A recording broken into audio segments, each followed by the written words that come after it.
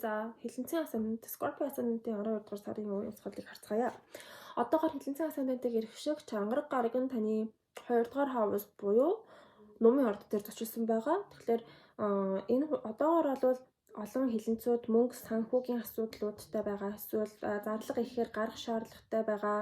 Эсвэл ямар нэгэн байдлаар тийм газарцсан хоол хүнс материаллык үйл хэрэг эсвэл мөнгө санхүү амжиргааны зарлуудтай холбоотой сэдвүүдэд илүү ихээр төвлөрж байгаа тийм цаг үе өнгөрч байна. Өрнөж байна. За 12 сарын 15-наас хойш ангараг гараг таны матар буюу 3 дугаар хаус руу нүүн. Тэгэхээр 15-наас хойш 3 дугаар хаусын сэдвүүд нь таныг төвлөрөх, таныг хүрээлэх сэдвүүд болж хувирах болно. За 3 дугаар хаус нь ямар асуудлуудыг өөртөө агуулдаг вэ гэхээр мэдээлэл дамжуулах, уншиж бичих, суралцах, эсвэл ойрын аялалд гарах гэх мэтлэн сэдвүүдийг өөртөө агуулдаг. Тэгэхээр 15-наас хойш ямар нэгэн шин чадварт суралцах, эсвэл мэдээлэлтэй харьцах, эсвэл хүмүүстэй харилцах, одоо мэдээлэл дамжуулах, маркетинг хийх ч юм уу те, эсвэл нааш цаашаа явж аялалд гарах гэх мэтлэнгээр нөлөөлж болох юм. Гэхдээ бас ангараг гараг чинь дайны гараг учраас энэ баг зэргийн харилцаа холбооны асуудлуудыг үүсгэх, эсвэл ойрын найз нөхөд, эсвэл ах эгч дүүстэйгээ муудалцах, үйл алгуулцах эрсдлийг бас дагуулна гэдгийг санаарай. За тэгэхээр 15-наас хойш энерги солигдох нь байна. За ерөнхийдөө детальчилж харцгаая 12 дугаар сарыг. За 11 сарын 23-наас 12 сарын 10 хүртэл будын нөлөөтэй байна. Тэгэхээр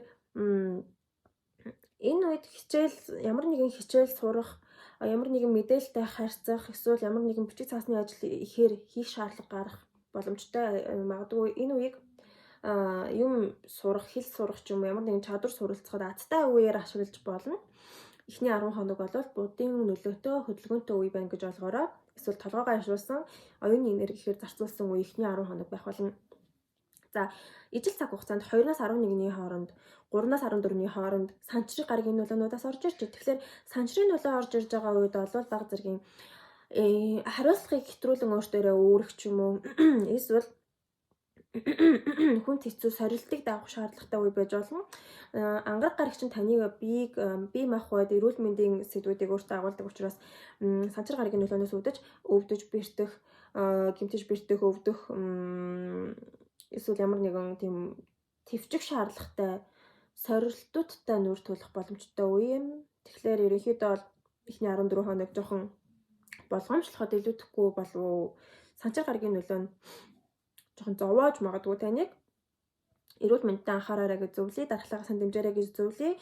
Гэтэ санчир гараг нөгөө хариуцлага өрүүлээд байх учраас үүрж байгаа хариуцлагаасаа өвдөж бие сулдах, ядрах бас байж болох юм тийм ээ. За 9-аас 12-ны хооронд болохоор Юранус буюу Тэнгэрийн гарагийн нөлөө орж ирнэ. Тэгэхээр энэ хугацаанд бол гинтийн таамаглаагүй байдлаар ямар нэгэн өөрчлөлтүүд тохиох ч юм уу, эсвэл гинтийн хийх гэж байсан зүйлээ болоод эсвэл хийн гэж бодож байсан зүйлээ болгох ч юм уу те, эсвэл юу гэлж үү сая адилхан утгатай юм хэлсэн үү?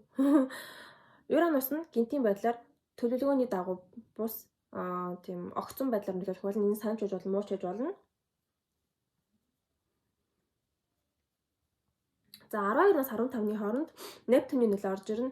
70 гарагийн нөлөө нь муугаар харах юм бол энэ тан хэрэглэх, хэмчилгээ хийх, эсвэл бие сулдан ядрах гэх мэтлэнгээр нөлөөлнө. Харин сайнаар хэрэг харах юм бол сайн цаашаа арх тамхи хэрэглэх, амттан их идэх, junk food идэх ч юм уу, жоохон хянамга бус сахилга батгүй байдлыг бас илэрхийлж болдог. Тэгэхээр 12-наас 15-ны хооронд 70 гарагийн нөлөөнөөр архитан согтуурах, эсвэл сулдан ядрах, эсвэл эмчилгээ хийлгэх гэх зэрэгээр жоохон замбраагүй өрнөх боломжтой байна. Магадгүй шинэ жилийн сизон учраас шинэ жилээ хийж яж бас болох юм тийм ээ. Энэ үеэр зарим хилэнцүүд.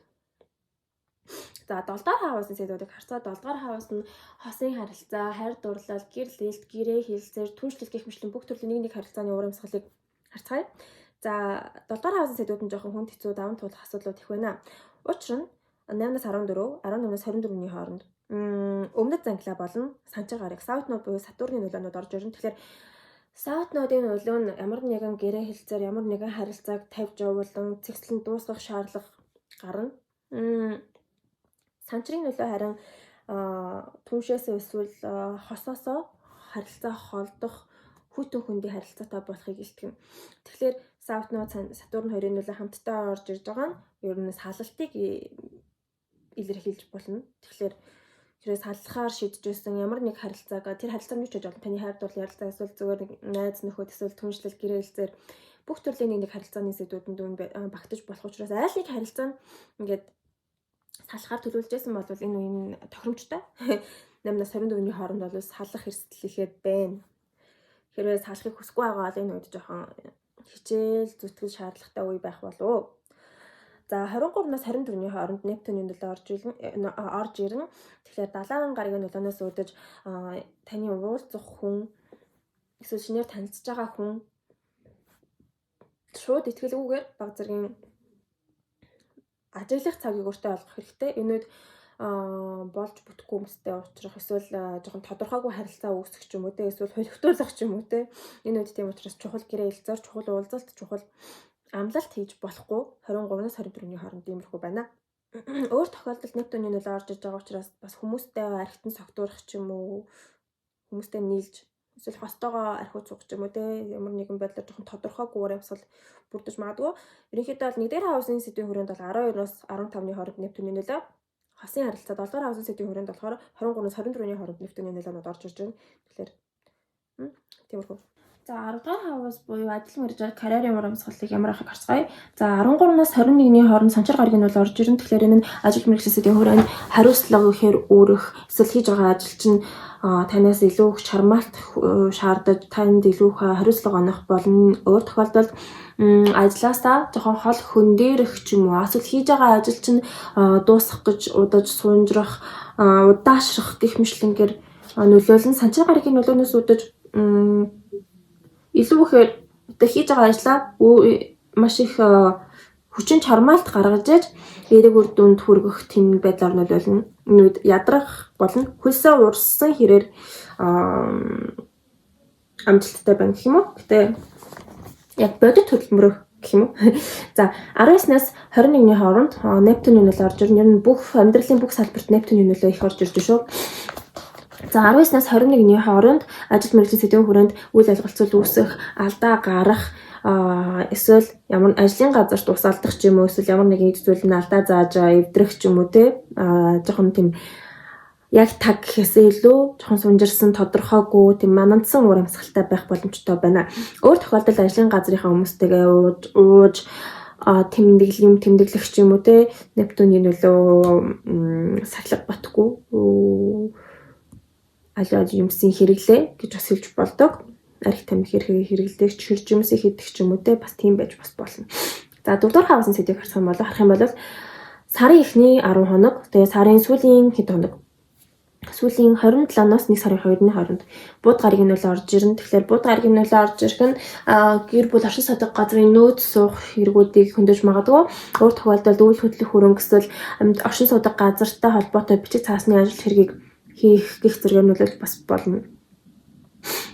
Өөр тохиолдолд гэр бүлийн гишүүдтэйгээ эсвэл хамаатан садантайгаа уулзаж, ярилцаж, хуралдах, уцаар ярих, чатлах гэх мэтлэнгээр бас нөлөөлж бас болно. За 2-наас 14-ний хооронд ангар гарагийн нөлөө орж ирнэ. Тэгэхээр ангар гарагийн нөлөө гэр бүл оршин суудаг газрын сэдвийн хүрээнд үйл ойлголцол үүсгэх, эсвэл гэрт юм хүм эвдрэх, эсвэл засвар хийж байгаа ч юм уу, эсвэл гэр бүлийн гишүүдтэйгээ муудалцах гэх зэрэгээс нөлөөлж болох эрсдэлтэй учраас ангаргийн нөлөө орж ирж байгаа энэ 2-наас 14-ний хооронд жоохон болгоомжлоорой гэж зөвлөе гэр бүлийн гишүүдтэйгээ харилцаан дээр ялангуяа. За 12 сарын 21-нд эрэг таатай аспект байна. Учир нь сугар гараг болон санчир гараг дөрвөлжин аспект үүсгэн. Тэгэхээр сугарын нөлөөнөөс үүдэж 18-аас 24-ний хооронд гэр бүлийн оршин суудаг газрын сэдвийн хүрээнд эрэг таатай, тухтай, амттай хоол хийж байгаа амралтын байдалтай байж болно. Өөр тохиолдолд гэрээ чимэглэх эсвэл интерьер хийх ч юм уу эсвэл гэр бүлийн гишүүнд эрэг таатай үйл хэрэг тохиох гэх зэрэгээс нөлөөлж болно. Ганц эрэг таатай нөлөөтэй аспект нь 18-аас 24-ний хооронд байна. 4-р хавасын сэдвийн хүрээнд. За 2-р хавас буюу мөнгө санхүү амжиргааны зарлалын сэдвүүдийг харцгаая.